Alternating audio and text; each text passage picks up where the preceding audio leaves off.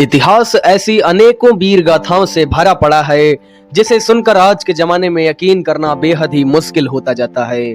Sir कटने के बाद धड़ का लड़ता रहना, सिंह के जबड़ों को हाथों से फाड़ डालना, दुश्मन को घोड़े सहित काट डालना जैसे किस्से हमने सुने भी हैं और पढ़े भी हैं। लेकिन क्या कभी आपने सुना है कि एक ऐसा योद्धा जो रणभूमि में अपना शीश ही भूल आया हो? तो आइए आज हम आपको ऐसे ही सूरवीर की कहानी से रूबरू कराते हैं। घटना है 7 मार्च 1679 ईस्वी की, जब ठाकुर सुजान सिंह अपनी शादी की बारात लेकर जा रहे थे।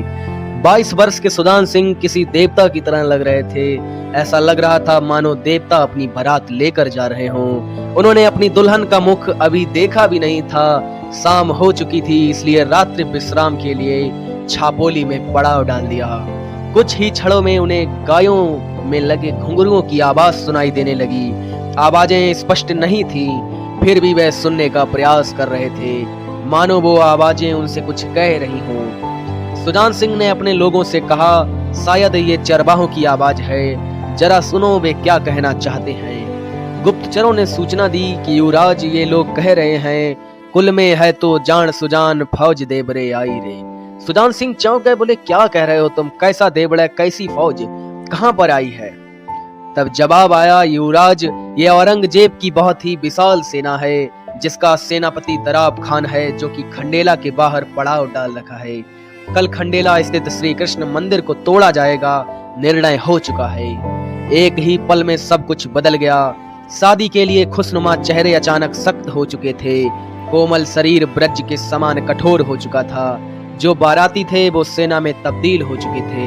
वे अपने सेना के लोगों के विचार विमर्श करने लगे। तब उनको पता चला कि उनके साथ सिर्फ और सिर्फ 70 सैनिक थे।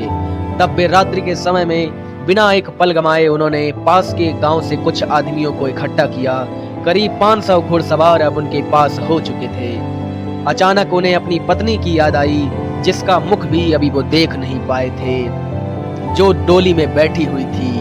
क्या बीतेगी उस पे जिसने अपने लाल जोड़े को ठीक से देखा तक नहीं हो। वे तरह तरह के विचारों में खोए हुए थे।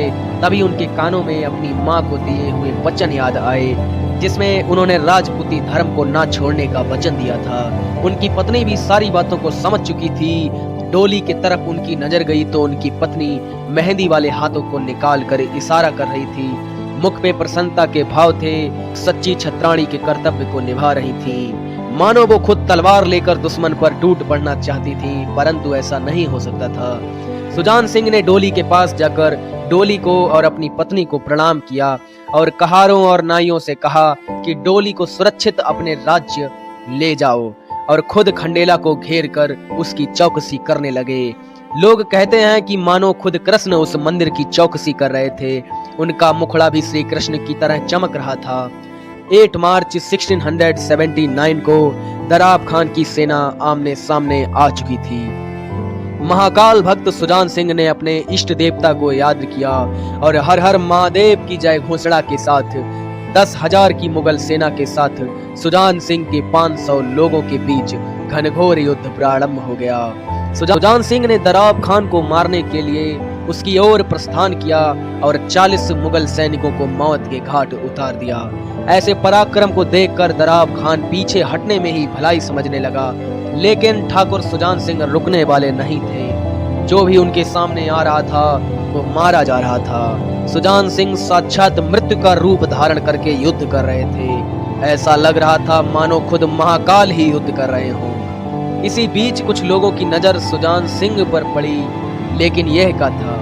सुजान सिंह के शरीर में सिर तो है ही नहीं। लोगों को घोर आश्चर्य हुआ, लेकिन उनके अपने लोगों को ये समझते देर नहीं लगी कि सुजान सिंह तो कब के मोक्ष को प्राप्त कर चुके हैं। ये जो युद्ध कर रहा है ये सुजान सिंह के इष्ट देवता हैं। सब लोगों ने मन ही मन अपना शीश झुकाकर इष्ट देवता को प्रणाम किया।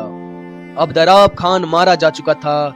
मुगल सेना भाग रही थी, लेकिन ये क्या, सुजान सिंह घोड़े पे सवार बिना सर के ही मुगलों का संहार करते हुए युद्ध भूमि से उन्हें भगाते हुए ले जा रहे हैं। हाथ में तलवार है लेकिन शीश नहीं है। दूसरी तरफ डोली में बैठी उनकी नई नवेली दुल्हन, जो अपने पति के बिना छापोली ठिकाने जाने से इनकार कर रही थी। उन्होंने अपनी दासियों से कहा कि मुझे भी खंडेला ले चलो, जहां मेरा पति तुर्कों की लाशें बिछा रहा है। ठकुराइन की जिद के आगे पूरा खेमा खंडेले की तरफ निकल पड़ा और ये लोग मात्र 10 कोस आगे निकले ही थे कि सामने से एक घुड़सवार आता हुआ दिखाई दिया। ठकुराइन ने अपना जत्था रुकवाया और अकेली घुड़सवार की तरफ दौड़ पड़ी और जोर से चीख पड़ी और बोली, अरे ये तो हमारे ठाकुर साहब हैं, लेकिन ये क्या, हाथ में खून से लथपथ तलवार, शायद जीत की खुशी में तलवार लहराई होगी। दासियों ने चौंक कर कहा, ठकुराइन ये सब जाने दो, ये सोचो कि ठाकुर साहब अपना शीश कहाँ भूल आए। ठकुराइन बोली, अरे मेरे स्वामी ये क्या कराए, आप अपना मस्तक रणभूमि में ही भूल आए। वहां पर उपस्थित सभी लोग हैरान थे। घोड़े पर सवार ठाकुर सुजान सिंह का धड़ था, हाथ में खून से सनी तलवार थी, परंतु सर नहीं था। आज भी खंडेला शहर के उत्तर में इस वीर राजपूत की छतरी बनी हुई है और साथ में ही उनके पास उनकी पत्नी सती मां ठकुरानी जी की छतरी है।